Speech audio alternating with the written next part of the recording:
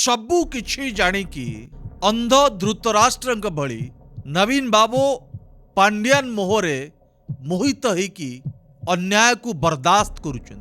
जेतेबेले जणे नारीर आखिरु लुह आसे से साम्राज्य देशबंधु जली पोड़ीकी पाउंस हो जाए। आपण देखुंतु महाभारत को सबु किछि ठीक ठाक चलीथिला।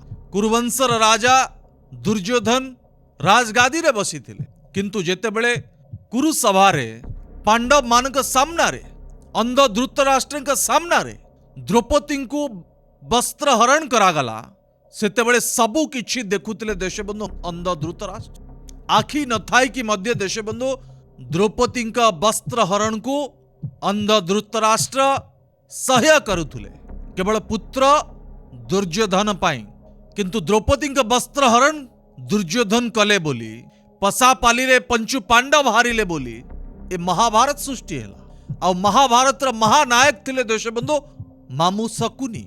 आज बिजु जनता दल एभली एक स्थिति रे आसिकी छिड़ा होईची। द्रौपदी मध्य आसिचंती, बिजु जनता दल रे शकुनी मध्य अछंती, अंध धृतराष्ट्र अछंती एवं दुर्योधन मध्य अछंती।